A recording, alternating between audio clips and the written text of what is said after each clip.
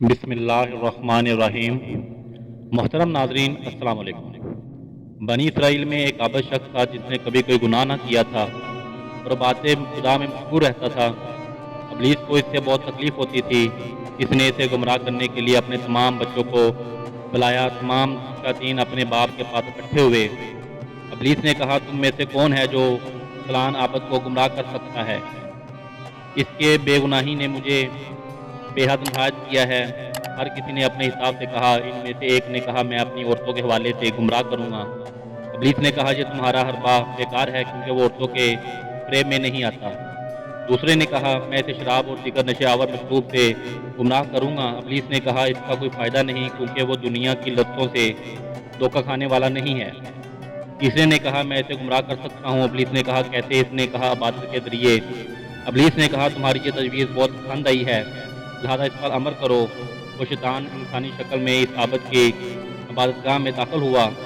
اس کے سامنے کھڑے ہو کر نماز عبادت میں مشغول ہو گیا۔ وہ شب بروز بغیر کسی وقفہ کے عبادت کرتا رہا۔ عابد نے تعجب کرتے ہوئے اپنے آپ سے کہا، یہ آنے والا دنیا عابد کس قدر عبادت کی توقع سے سرشار ہے۔ اس نے شیطان سے سوال کیا، لیکن شیطان اس کی بات پر پرواہ کیے بغیر عبادت میں مشغول رہا۔ بات جہاں تک پہنچ گئی کہ عابد نے کئی بار کہا، اے بندہ خدا، مجھے بھی بتاؤ کہ وہ کون سا عمل ہے جس کی وجہ سے تم اس قدر عبادت گزاری کر رہے ہو۔ آخرکار شیطان نے عابد سے کہا، میں ایک ایسے گناہ کا مرتکب ہوں کہ جب وہ مجھے یاد آتا ہے تو میں اسے خواہ سے میری اندر عبادت کرنے کا میرا شوق پیدا ہو جاتا ہے، تاکہ اپنی عبادت کے ذریعے اس گناہ کا ازالہ کروں اور اپنی زندگی سے مکمل طور پر باہر نکل دوں۔ عابد نے پوچھا، وہ گناہ کون سا تھا؟ مجھے بھی بتاؤ تاکہ میں بھی اسے انجام دوں اور پھر توبہ کروں اور عبادت کرنے کے لیے زیادہ توفیق حاصل کر سکوں۔ شیطان نے کہا، یہ 2 درہم مجھ سے لے لو اور شہر میں فلاں جگہ فلاں عورت کے پاس جاؤ، اس کے ساتھ گناہ کرنے کے بعد واپس لوٹ آؤ۔ وہ جاہل عابد شہر میں گیا اور لوگوں سے اس بیانہ کا پتہ پوچھا۔ لوگوں نے اسے پتہ بتایا اور اپنے آپ سے کہا، یقیناً یہ عابد شخص اس بیاہ عورت کو خدا سے نصیحت کرنا چاہتا ہوگا۔ عابد اس عورت کے گھر کی طرف رجوانہ ہوا۔ اجازت لینے کے بعد اس کے گھر میں داخل ہوا۔ اس عورت نے جب اس عابد کی وضاحت دیکھی تو اس سے کہا، اس مقام پر آنا تمہاری شان کے بیان نہیں ہے، تم یہاں پر کسی لیے آئے ہو؟ عابد نے شیطان کی داستان بیان کی۔ اس عورت نے کہا، اے بندے خدا، پہلی بات تو یہ ہے کہ توبہ کا بہترین اور مناسبت ترین راستہ ترک گناہ ہے، اور دوسرا کہا سے معلوم ہے کہ یہ کوئی توبہ کرنا ہے تو اس کی توبہ قبول ہو جاتی ہے۔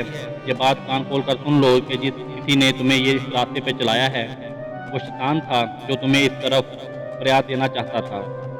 اب اپنی عبادت گاہ میں واپس جا کر دیکھا وہ وہاں پر نہیں تھا۔ وہ عابد اپنی عبادت گاہ میں واپس آیا تو وہاں شیطان عابد کا نام و نشان تک نہ تھا۔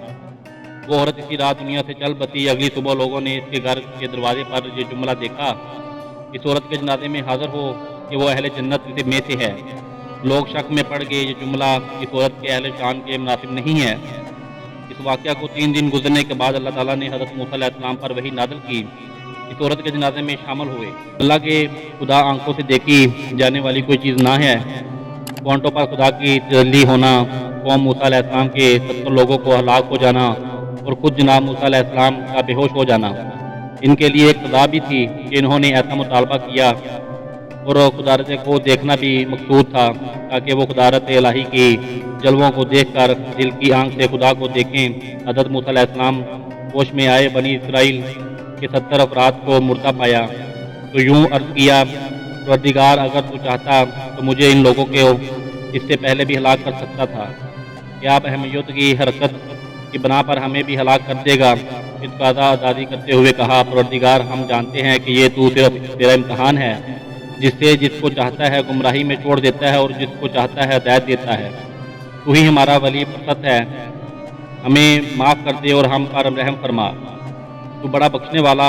آخرکار ہلاک ہونے والے بنی اسرائیل کے نمائندے زندہ ہوئے اور جناب موسیٰ علیہ السلام کے ہمراہ واپس پلٹ آئے، اور جو کچھ دیکھا تھا وہ اپنی قوم کے سامنے بیان کیا۔ جناب موسیٰ علیہ السلام نے اسی سفر میں الواحی درایت خدا سے لی۔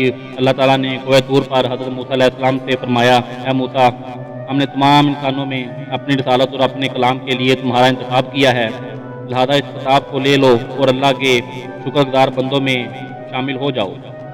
ہم تو تورات کی تختیوں میں ہر شے سے مثلیت کا حصہ اور ہر چیز کی تفصیل لکھ لی ہے، لہذا اسے مضبوطی کے ساتھ پکڑ لو اور اپنی قوم کو حکم دو کہ اس کی اچھی اچھی باتوں کو لے لے، ان قریب تمہیں فلسطین کے گھر دکھلا دوں گا۔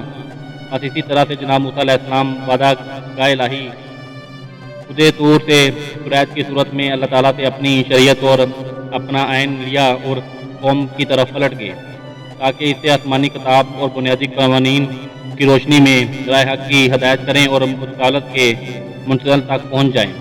محترم ناظرین، امید کرتے ہیں آپ کو ہماری ویڈیو اچھی لگی ہوگی۔